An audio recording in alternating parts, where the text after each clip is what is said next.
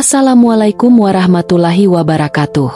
Sahabat semesta, sebelum kita melangkah lebih jauh, mari kita niatkan hati untuk mencari hikmah, bukan sekadar sensasi.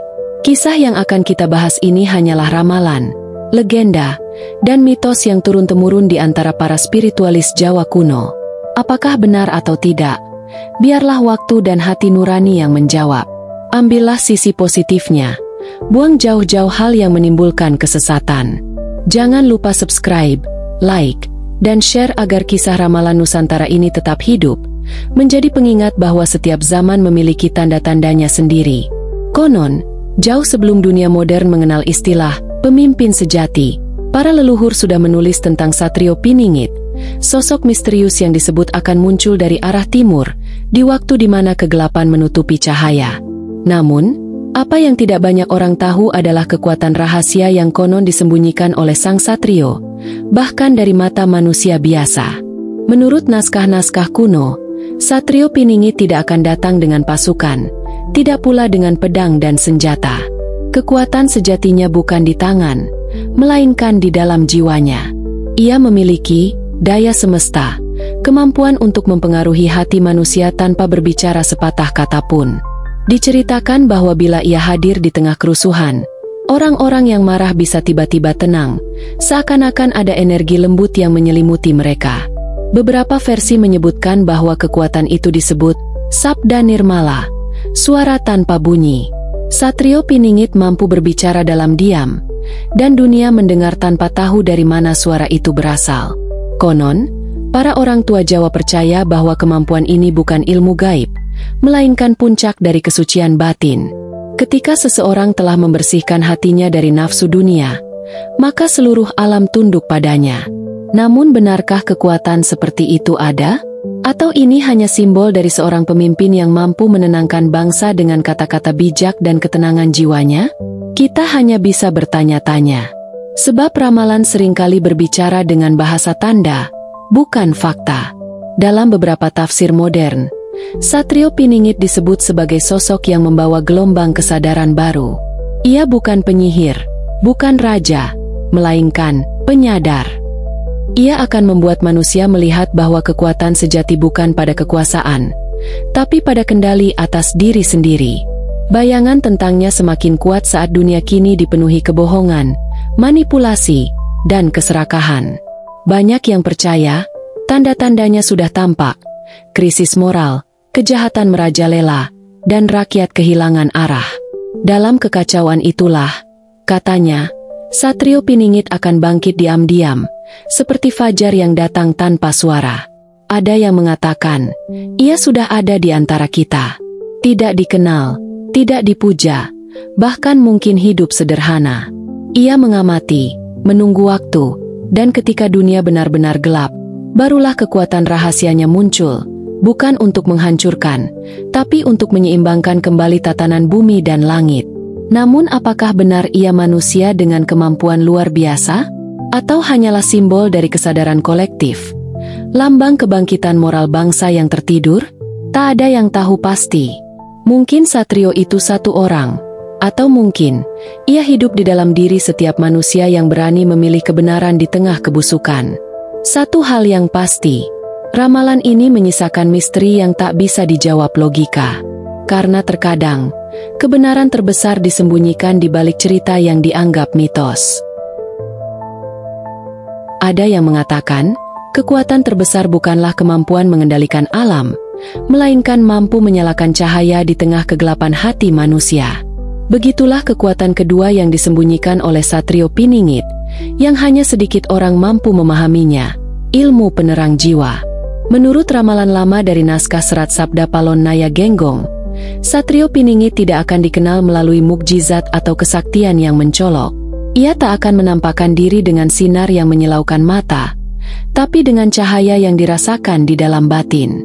Orang yang menemuinya akan merasa damai tanpa sebab, tenang tanpa penjelasan.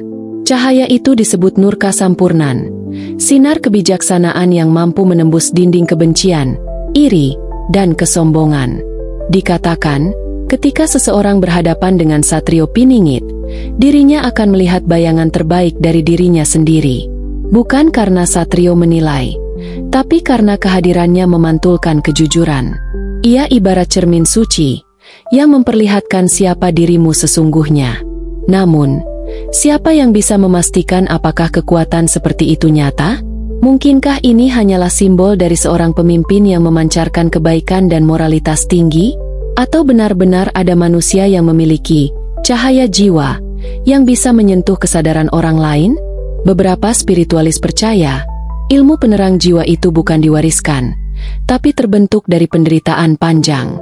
Satrio Piningit disebut telah melewati ribuan luka batin, pengkhianatan, dan kesunyian. Ia tidak belajar di istana, tapi di sekolah kehidupan yang paling keras. Dari situ, jiwanya menjadi bening. Ia tak lagi berjuang untuk membuktikan apapun, karena seluruh egonya telah mati. Hanya kebenaran yang tersisa. Dalam versi mitos yang lebih tua, cahaya Satrio ini mampu menembus tempat-tempat paling kelam, istana korup, lembah dosa, hingga hati penguasa tamak.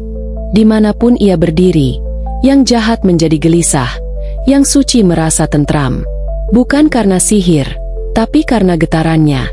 Energi kesadaran yang tidak bisa dijelaskan sains, tapi dapat dirasakan oleh siapapun yang jujur hatinya. Namun menariknya, Satrio sendiri disebut tidak menyadari kekuatannya. Ia hidup seperti manusia biasa, bahkan sering dianggap tidak penting oleh dunia. Justru disitulah misterinya. Kekuatan sejatinya muncul bukan karena ingin diakui, tapi karena semesta memilihnya. Ada kisah di kalangan kejawen tua yang mengatakan, cahaya Satrio Piningit tak bisa dipadamkan, meski diselimuti debu, karena debu itu sendiri akan menjadi bagian dari sinarnya. Apakah mungkin cahaya itu adalah lambang dari kesadaran kolektif manusia yang mulai bangkit, mencari kebenaran di tengah kebohongan global? Ataukah memang ada seseorang di luar sana, hidup dalam kesunyian, menyalakan jiwa-jiwa yang telah padam? Semakin kita menggali, semakin sulit membedakan mana ramalan, mana kenyataan. Tapi satu hal yang pasti, setiap kali dunia menjadi gelap, selalu ada satu cahaya kecil yang menolak padam, dan mungkin itulah Satrio Piningit itu sendiri. Dalam lembaran-lembaran naskah tua, ada satu bagian yang paling misterius dan jarang dibicarakan, tentang ilmu pembalik takdir yang dimiliki oleh Satrio Piningit. Ilmu ini disebut bukan untuk menyerang, bukan pula untuk melindungi diri, melainkan untuk mengubah arah peristiwa dunia, tanpa harus mengangkat tangan atau mengucap mantra. Dikatakan, Satrio Piningit mampu menggeser garis nasib hanya dengan doa dan ketenangan hatinya. Bukan karena kekuatan supranatural, tapi karena ia telah menyatu dengan getaran semesta. Dalam bahasa para leluhur disebut manunggaling kawulalan Gusti, keadaan di mana kehendak manusia sejalan dengan kehendak Tuhan. Menurut mitos, ketika dunia berada di ambang kehancuran, ketika bangsa-bangsa saling menipu, dan keadilan seolah hilang, maka Satrio Piningit akan turun dalam bentuk kesadaran tinggi. Dengan ilmu pembalik takdirnya, ia tidak mengubah dunia dari luar, tapi dari dalam jiwa manusia. Ia akan membuat orang jahat merasa bersalah tanpa tahu sebabnya, dan orang baik mendapat kekuatan tanpa alasan. Beberapa ahli spiritual Jawa percaya, kekuatan itu bukanlah sihir, melainkan resonansi spiritual. Ketika hati seseorang benar-benar selaras dengan kebenaran sejati, maka setiap langkahnya menjadi doa, setiap pikirannya menjadi perintah, dan setiap ucapannya menjadi kenyataan. Inilah sebabnya mengapa dikatakan bahwa Satrio Piningit tidak butuh bala tentara, karena semesta itu sendiri adalah tentaranya. Namun, kita bisa bertanya-tanya, benarkah manusia bisa mengubah takdir? Apakah ini hanya simbol dari kekuatan moral yang mampu menggugah perubahan besar dalam masyarakat? Dalam tafsir modern, ilmu pembalik takdir mungkin menggambarkan keberanian untuk melawan arus zaman, menolak takdir palsu yang diciptakan oleh penguasa, sistem, dan kebohongan dunia. Satrio Piningit tidak melawan dengan kekerasan, tapi dengan kesadaran dan kebenaran. Ia membalik takdir bangsa bukan dengan senjata, melainkan dengan ketulusan dan keberanian untuk tetap jujur di tengah kemunafikan. Ada kisah turun-temurun yang menggambarkan kekuatan ini. Ketika dunia menulis akhir dari cerita, Satrio datang dan menulis ulangnya dengan tinta cahaya. Namun, Lagi-lagi, apakah ini nyata atau hanya legenda yang dirangkai oleh keyakinan rakyat yang haus harapan? Sebab setiap kali manusia terpuruk, selalu ada mitos tentang sosok yang mampu membalik keadaan. Mungkin itu tanda bahwa kita selalu percaya pada keajaiban, bahkan ketika dunia berkata mustahil. Kekuatan pembalik takdir ini, kata beberapa orang bijak, tidak diberikan pada mereka yang ingin berkuasa, tapi pada mereka yang rela tidak dikenal demi kebenaran. Mereka yang ketika dunia memandang sebelah mata, justru diam-diam mengubah arah sejarah. Mungkin, di antara kita, ada seseorang seperti itu, hidup biasa, tapi doanya mengguncang langit. Mungkin, dialah Satrio itu. Atau mungkin, Satrio hanyalah cerminan dari jiwa manusia yang sudah siap melawan takdir gelapnya sendiri. Dalam ramalan para leluhur, munculnya Satrio Piningit tidak terjadi tiba-tiba. Alam semesta akan lebih dahulu memberi tanda-tanda, melalui bencana, perubahan cuaca, hingga perilaku manusia itu sendiri. Semua itu disebut sebagai isyarat langit, bukan untuk menakuti, tetapi untuk membangunkan. Naskah kuno menyebut, ketika bumi kehilangan arah, dan manusia menyembah materi lebih dari nurani, maka cahaya Satrio mulai menyala di tempat yang tak terduga. Di antara tanda-tanda itu, ada 3 yang paling sering disebut. Itu, kebenaran jadi bahan ejekan. Saat orang jujur dianggap bodoh, dan yang culas dipuja, maka dunia telah terbalik. Dalam situasi seperti itu, katanya, Satrio Piningit akan bangkit bukan sebagai hakim, tapi sebagai penyadar, membuat manusia tersentak dari tidurnya yang panjang. 2. Alam menjadi saksi. Langit sering memberi tanda melalui hujan yang tak wajar, gunung yang bergolak, atau laut yang menelan daratan. Semua itu bukan sekadar gejala alam, tapi juga panggilan dari bumi yang lelah dengan kerakusan manusia. Banyak yang percaya, ketika bencana datang beruntun, itu pertanda zaman edan telah mencapai puncaknya, dan Satrio Piningit bersiap muncul. 3. Munculnya generasi kesadaran baru. Aneh tapi nyata, di tengah kekacauan, akan lahir banyak jiwa muda yang haus keadilan, jujur, dan berani bicara benar. Mereka disebut bayangan Satrio, pembawa cahaya kecil sebelum datangnya sang pembawa terang sejati. Namun, tak ada satupun tanda ini yang bisa dibuktikan dengan pasti. Apakah benar itu isyarat langit? Atau hanya kebetulan alam? Apakah perubahan dunia ini murni gejala sosial? Atau memang pertanda besar dari sesuatu yang lebih tinggi? Dalam tafsir spiritual, tanda-tanda kebangkitan Satrio bukan terjadi di luar, tetapi di dalam diri manusia. Ketika seseorang mulai muak dengan kebohongan, ketika hati kecilnya mulai menolak kezaliman, itulah tanda bahwa Satrio kecil dalam dirinya mulai terbangun. Dan bila kesadaran itu menyebar, muncullah kekuatan besar tanpa wajah, kebangkitan moral umat manusia.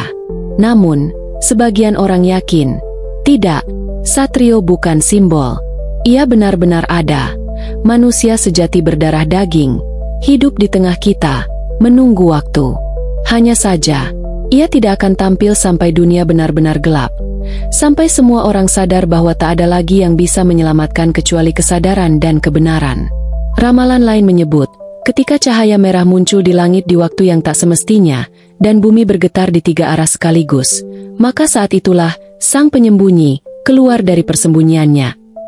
Ia akan muncul tanpa nama, tanpa mahkota, tapi dunia akan tahu, bukan karena ia mengaku, melainkan karena hati manusia sendiri yang mengenal getarannya. Apakah tanda-tanda itu sedang terjadi sekarang?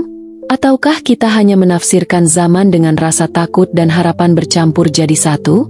Entahlah. Namun bila benar Satrio itu akan datang, mungkin ia tidak turun dari langit, tapi tumbuh dari bumi yang telah lama menangis. Konon, inilah rahasia terakhir yang paling sulit dipahami oleh manusia modern. Satrio Piningit akan menang tanpa berperang. Ia tidak akan menumpahkan darah, tidak akan mengangkat senjata, bahkan tidak akan menguasai kekuasaan dengan cara kekerasan. Kemenangannya disebut sebagai kemenangan sunyi, kemenangan yang terjadi di hati manusia sebelum tampak di dunia nyata. Ramalan-ramalan kuno seperti Serat Joyoboyo dan Jangka Jayabaya berulang kali menyebut bahwa Satrio Piningit bukanlah raja dalam arti politik, melainkan raja dalam kesadaran. Ia menaklukkan bukan melalui pedang, tetapi melalui kesadaran yang menembus batas logika. Dimanapun ia hadir, musuhnya kehilangan amarah, dan pengikutnya mendapatkan keberanian tanpa sebab. Bagi sebagian orang, ini terdengar seperti mitos indah yang mustahil. Bagaimana mungkin seseorang bisa menang tanpa pertempuran? Namun, bila kita renungkan lebih dalam, mungkin makna menang di sini bukanlah menguasai dunia, tapi membebaskan dunia dari kebodohan dan ketakutan. Satrio Piningit, dalam simbol spiritual, bukan datang untuk menghancurkan musuh, tapi untuk menghapuskan konsep musuh itu sendiri. Ia menanamkan kesadaran bahwa perang terbesar bukan melawan orang lain, melainkan melawan diri sendiri, melawan keserakahan, dendam, dan kebencian yang membuat manusia buta. Beberapa versi ramalan bahkan menggambarkan bahwa saat ia muncul, dunia akan tiba-tiba menjadi tenang tanpa alasan. Pasar-pasar yang dulu ricuh menjadi damai, orang-orang yang saling mencaci mulai saling memahami, dan kekuasaan yang dulu arogan mulai runtuh tanpa perlawanan. Tidak ada ledakan, tidak ada kudeta, hanya kesadaran yang merambat seperti air, menembus batas tanpa suara. Mereka yang masih terikat pada dunia akan bertanya-tanya, bagaimana mungkin semua ini terjadi tanpa perang? Namun bagi mereka yang mengerti, mereka akan tahu, inilah perang yang sesungguhnya, perang batin yang sudah dimenangkan. Dalam tafsir kejiwaan, kemenangan tanpa perang adalah lambang dari pencerahan kolektif manusia. Ketika cukup banyak orang memilih untuk berhenti menyakiti, berhenti menipu, dan mulai menyalakan cahaya kebaikan dalam dirinya, maka dunia pun berubah, tanpa perlu satu peluru pun ditembakkan.